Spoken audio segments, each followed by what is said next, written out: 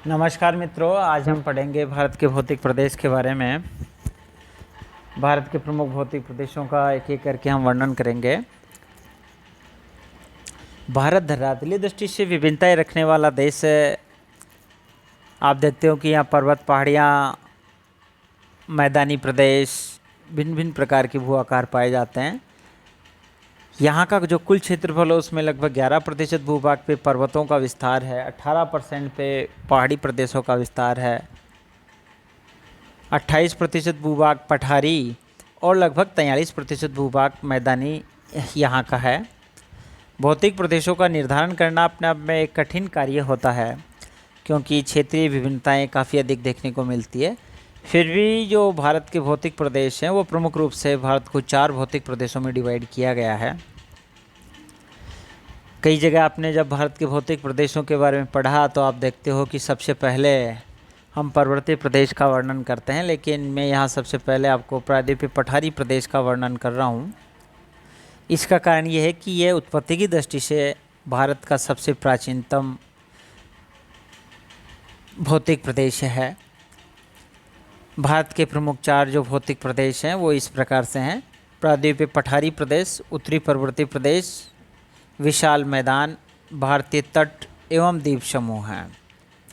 दूसरी बात मैं आपको बताऊं कि कुछ विद्वानों ने भारत को 3 भौतिक प्रदेशों में, कुछ ने 4 में, और छोटी किताबों में आपको या छोटी कक्षाओं में आपको ऐसा भी हो सकता है कि कई जगह भारत के भौतिक प्रदेश 5 प्रदेशों में भी डिवाइड किए गए हैं। लेकिन मेजर रूप से विद्वानों ने 4 प्रकार के भारत के भौतिक प्रदेशों में सहमति अपनी दी है, इसलिए हम यहाँ भारत के प्रमुख 4 भौतिक प्रदेशों का वर्णन करेंगे। प्रायद्वीपीय पठारी प्रदेश। प्रायद्वीपीय पठारी प्रदेश ये सबसे ज़्यादा प्राचीनतम भारत का भौतिक प्रदेश है और इसका क्षेत्रफल की दृष्टि से भी चारों में सबसे अधिक विस्तार है। ये भारत की कुल भौगोलिक जो क्षेत्रफल है लगभग उसके 50% भाग को कवर करता है, अर्थात इसका 16 लाख वर्ग किलोमीटर क्षेत्रफल पे इसका विस्तार है। इसकी आकृति त्रिभुजाकार है तथा ये उत्तर में विशाल मैदान तथा शेष 3 दिशाओं में समुद्र से घिरा हुआ है। ये देश का सबसे बड़ा भौतिक प्रदेश है। जैसा कि आप इसमें देख सकते हो, ये भौतिक प्रदेश जो आपको दिख रहा है भारत के मध्यवर्ती भाग में और प्रायद्वीपीय भाग में इसका विस्तार, ये जो आप देख रहे हो प्रायद्वीपीय पठारी प्रदेश के लिए इस प्रकार की सिंबल जो है वो दिया गया है और यहाँ आप इसको देख सकते हो कि भारत का प्रायद्वीपीय जो प्रदेश है वह किस प्रकार से है। गोंडवाना महाखंड का ये अंग है, अर्थात आपने जो गोंडवाना लैंड जो पढ़ा है उसी का ये प्रायद्वीपीय पठार उसी का एक भाग है। इस पठार पे अनेक पर्वत मिलते हैं जो निरंतर लाखों वर्षों से मौसमी क्रियाओं के द्वारा प्रभावित रहे हैं, यानी उनका लंबे समय से अपर्दन और अपक्ष लगातार उसका चलता रहा है। इसके कारण से वर्तमान में ये काफ़ी कटा फटा सा और तंग एवं चौड़ी नदी घाटियों के रूप में मिलता है। यहाँ अनेक धरातलीय विभिन्नता देखने को मिलती है। इस पठारी प्रदेश की सागर तल से औसत ऊंचाई लगभग 600 मीटर है।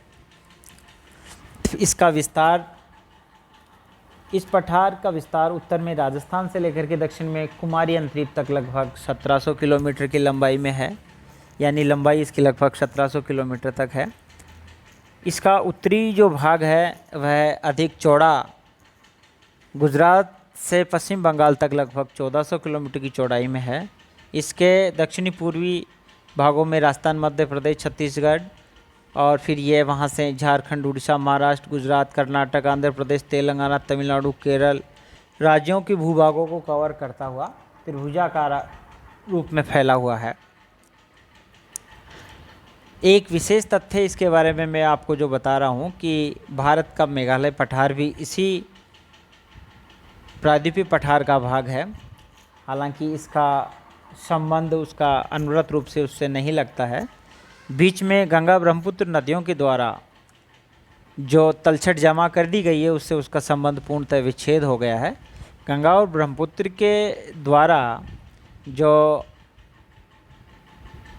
ये निक्षेप जमा कर दिए गए हैं जिस भाग में, उसको मालदा गैप के नाम से भी जाना जाता है। दूसरा ये है इसकी विशेषता कि अरावली पहाड़ियों के पश्चिम में जहाँ वर्तमान राजस्थान की मरुभूमि पाई जाती है वहाँ के आंतरिक गर्भ भाग में भी प्रायद्वीपीय पठार की चट्टानें पाई जाती हैं, यानी कि उसके उत्तरी भाग के सुदूर पूर्व में और सुदूर पश्चिम में जो भाग हैं वो भी इसी के प्रायद्वीपीय पठार के ही भाग हैं।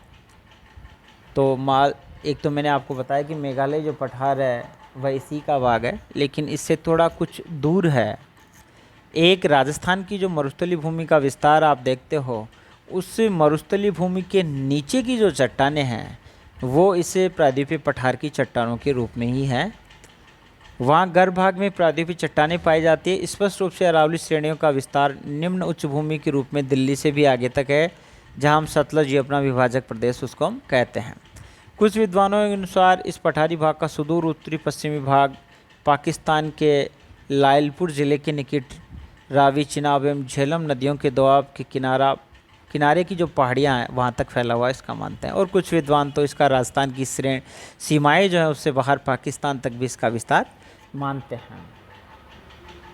उपयुक्त बातों से इस बात की पुष्टि होती है कि ये पठार हिमालय पर्वत के निर्माण के पूर्व काफ़ी विस्तृत रूप से फैला हुआ था। इसने हिमालय के मोड़ों को प्रभावित किया है।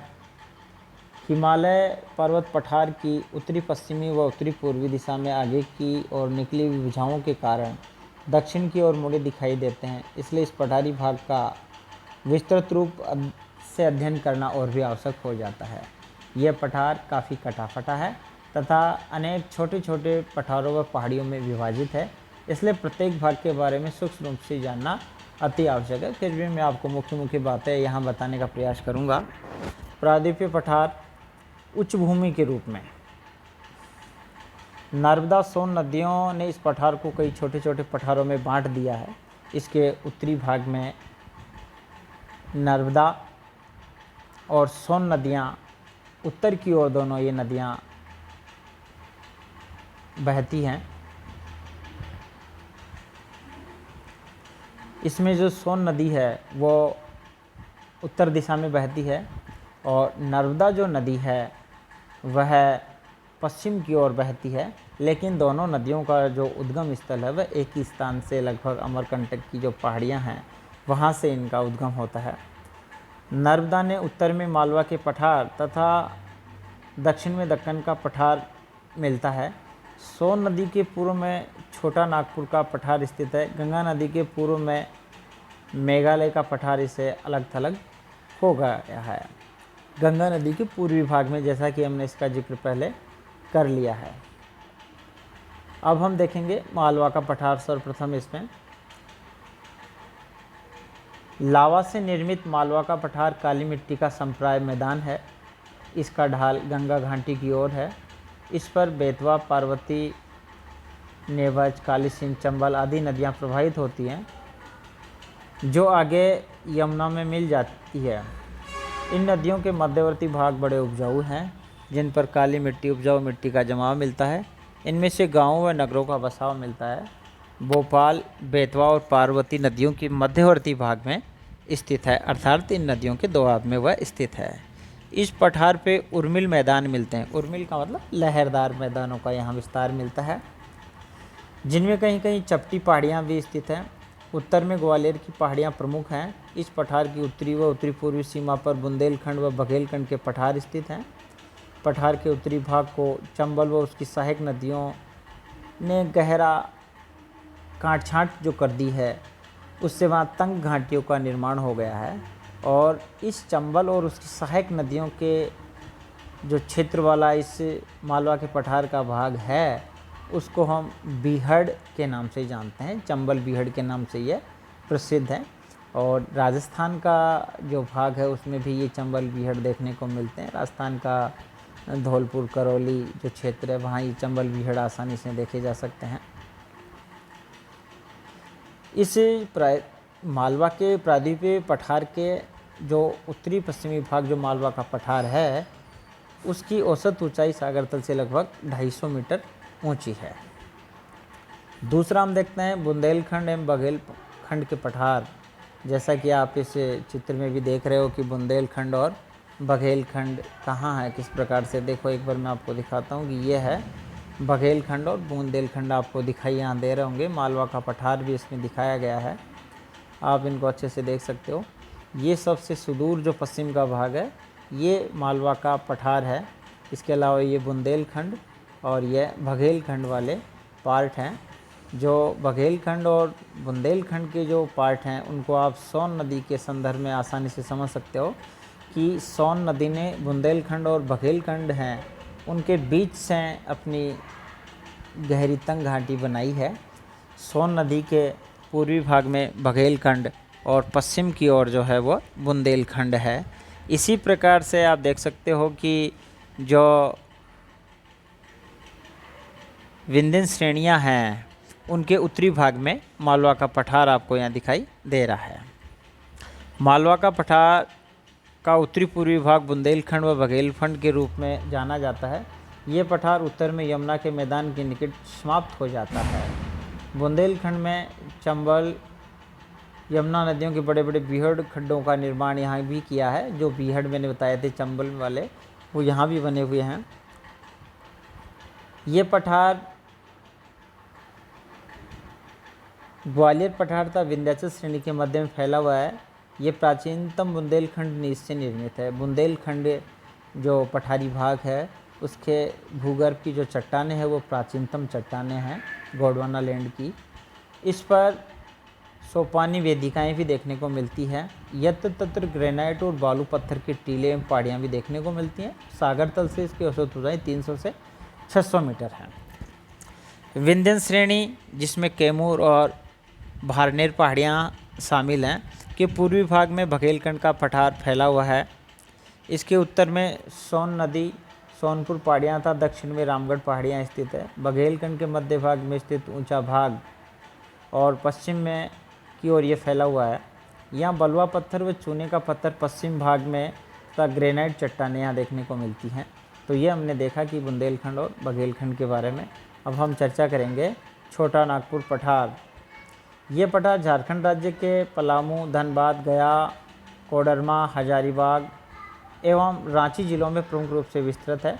महानदी सोन, स्वर्णरेखा व दामोदर इस पठार की प्रमुख नदियां हैं जो गहरी घाटियों से होकर बहती हुई अलग अलग दिशाओं में प्रवाहित होती है। सोन नदी पठार के उत्तर पश्चिम में बहकर गंगा में मिलती है। दामोदर नदी पठार के मध्य भाग में पश्चिम से पूर्व दिशा की ओर प्रवाहित होती हुई जाती है। महानदी इसकी दक्षिणी सीमा बनाती है तथा दक्षिणी पूर्व दिशा में प्रवाहित होती है। राजमहल पहाड़ियाँ इस पठार की उत्तरी सीमा बनाती हैं। ये पठार कई भागों में बटा हुआ है। दामोदर नदी के उत्तर में अनेक पठार व पहाड़ियों का समूह मिलता है। इसमें हजारीबाग का पठार तथा कोडरमा का पठार शामिल है। दामोदर नदी के दक्षिण में रांची का पठार भी विस्तृत है और इसकी औसत ऊंचाई लगभग 700 मीटर है। यहाँ ग्रेनाइट एवं नीच चट्टानें पाई जाती हैं। कुछ निचली पहाड़ियों के अलावा रांची का पठार समतल है। इस समतल भूभाग में रांची नगर स्थित है। इस नगर में नदियाँ चारों दिशाओं से प्रवाहित होती है। इस पठार के किनारों पर बहुत कटाफटा है। दामोदर घाटी एक भ्रंश घाटी के रूप में है। यहाँ गोंडवाना काल के भारी निक्षेप देखने को मिलते हैं। और सबसे महत्वपूर्ण है कि ये पठार भारत के सबसे संपन्न खनिज भंडारों में से एक है। छोटा नागपुर का जो पठार है वह काफ़ी अधिक समृद्ध है। जो खनिज संसाधन हैं उनकी दृष्टि से ये बड़ा ही महत्वपूर्ण है। यहाँ पर भारत के प्रमुख खनिज जैसे बॉक्साइट, अभ्रक, कोयला भारी मात्रा में पाए जाते हैं। इसके अलावा क्रोमाइट, चिकनी मिट्टी, टंगस्टन, चूना पत्थर, फेल्सपार, क्वार्ट्ज, इमारती पत्थर और कॉपर भी काफ़ी मात्रा में यहाँ पाया जाता है। वन संपत्ति की दृष्टि से भी इसका महत्व है। साल, सागवान और जामुन, शीशम के वृक्ष प्रमुख रूप से यहाँ मिलते हैं। बांस के वृक्ष भी यहाँ पाए जाते हैं। पहाड़ी ढालों व नदी घाटियों में चावल की खेती की जाती है। जो नीचे वाले भाग है वहाँ इस प्रकार की खेती की जाती है। अब हम चर्चा करेंगे मेघालय के पठार की। मानचित्र में आप इस प्रकार से मेघालय के पठार को आप देख सकते हो। ये प्रायद्वीपीय पठार से बिल्कुल अलग थलग है, लेकिन मूल रूप से ये इसी का भाग है। यहाँ की चट्टानें छोटा नागपुर पठार की चट्टानों की जैसी ही है। यहाँ पहाड़ियाँ उत्तर पूर्व दिशा में मिकीर पहाड़ियों के नाम से फैली है। इस पठार का उत्तरी ढाल खड़ा ढाल है जहाँ पर ब्रह्मपुत्र नदी बहती है तथा दक्षिणी ढाल धीमा है। गारो, खासी और जयंतियाँ तीन प्रमुख पहाड़ियाँ हैं यहाँ और मिकिर प्रमुख पहाड़ियाँ, लेकिन गारो खासी जनजातियाँ मुख्य रूप से कीपाकार रूप में फैली हुई है। खासी पहाड़ियों के दक्षिण में चेरापूंजी स्थित है। पहले यह अधिक वर्षा के लिए जाने जाने वाला स्थान था चेरापूंजी, और वर्तमान में चेरापूंजी के आसपास में ही मौसिनराम जो स्थान है वहाँ विश्व की सर्वाधिक वर्षा वर्तमान में होती है। तो ये वही मेघालय का पठार है जहाँ विश्व की सर्वाधिक वर्षा होती है। और मेघालय के पठार को मेघालय नाम किसने दिया था, ये प्रश्न भी कई बार पूछ लिया जाता है। एक बार पूछा हुआ प्रश्न है। डॉक्टर एसपी चटर्जी ने इसको मेघालय नाम दिया था। तो कई बार ये पूछा जाने वाला प्रश्न है परीक्षाओं की दृष्टि से। डॉक्टर एसपी चटर्जी ने इसको मेघालय नाम दिया था। नर्मदा महानदी के दक्षिण में पाए जाने वाले पठारों को इस प्रकार रखा जा सकता है। यहाँ पर दक्कन का पठार प्रमुख है।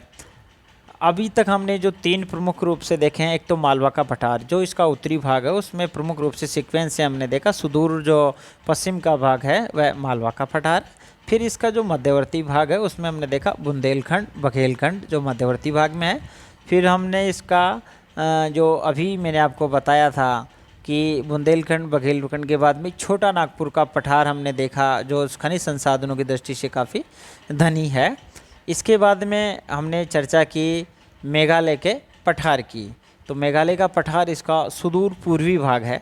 अब हम इसके जो मूल थोड़ा दक्षिण और मध्य भाग में पड़ता है वह दक्कन का पठार, ये चौथा प्रमुख भाग है इसका, जिसकी अब हम चर्चा करेंगे। इसको महाराष्ट्र का पठार भी कहते हैं क्योंकि इसका अधिकांश विस्तार जो है वह महाराष्ट्र में पड़ता है।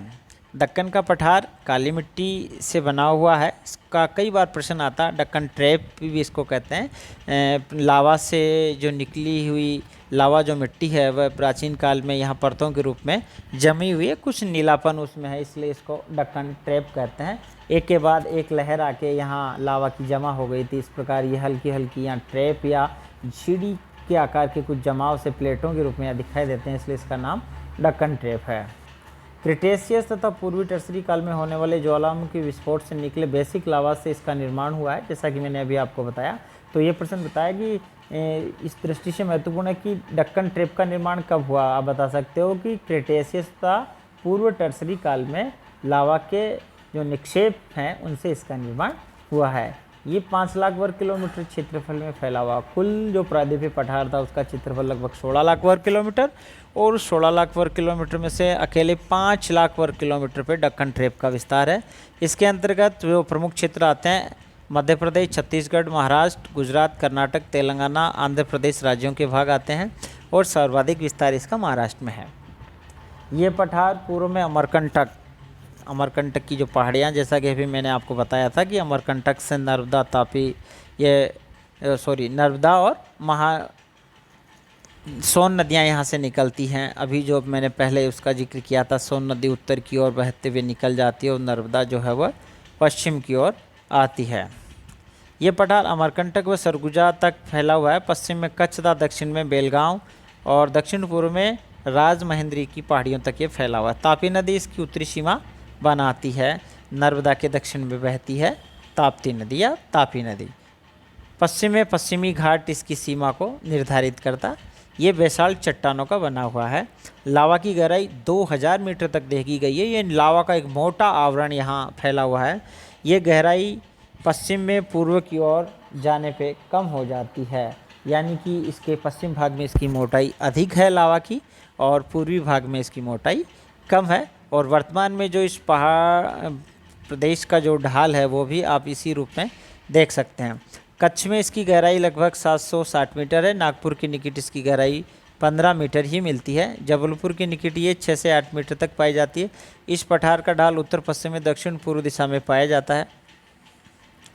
इस पर गोदावरी व उसकी सहायक नदियाँ प्रमुख रूप से प्रवाहित होती हैं। इस पठार पर प्राचीन, कठोर और परिवर्तित धारवाड़ चट्टानों का विस्तार सबसे अधिक है। धारवाड़ क्रम की जो चट्टानें हैं वो यहाँ सर्वाधिक विस्तृत रूप में फैली हुई हैं। आग्नेय चट्टानें, बलुआ पत्थर तथा चूने की चट्टानें तथा कोयला, गोंडवाना काल की जो कोयला की चट्टानें वे यहाँ प्रमुख रूप से देखने को मिलती हैं। पठार की चट्टानें खनिज पदार्थों में बड़ी धनी हैं। यहाँ पर लोहा, मैग्नीज, सोना, अभ्रक, मैग्नेसाइट, बॉक्साइट खनिज पदार्थ काफ़ी अधिक मात्रा में पाए जाते हैं। इस दक्कन के पठार के भी अगर हम उपभाग करना चाहें तो इसमें सबसे महत्वपूर्ण है महाराष्ट्र का पठार, जो कि प्रमुख रूप से बेसाल्ट लावा से यह निर्मित है। कर्नाटक का पठार, इसका भी हम जिक्र करेंगे। ये कर्नाटक जो पठार है 600 मीटर की ऊंचाई है इस कर्नाटक पठार की। और कर्नाटक पठार दक्कन ट्रेप का ये एक भाग है, जिसमें पहला हमने देखा कि महाराष्ट्र वाला पठार था, दूसरा ये आप देख सकते हैं कर्नाटक का पठार है। यह भी खनिज संसाधनों की दृष्टि से काफ़ी संपन्न भाग है।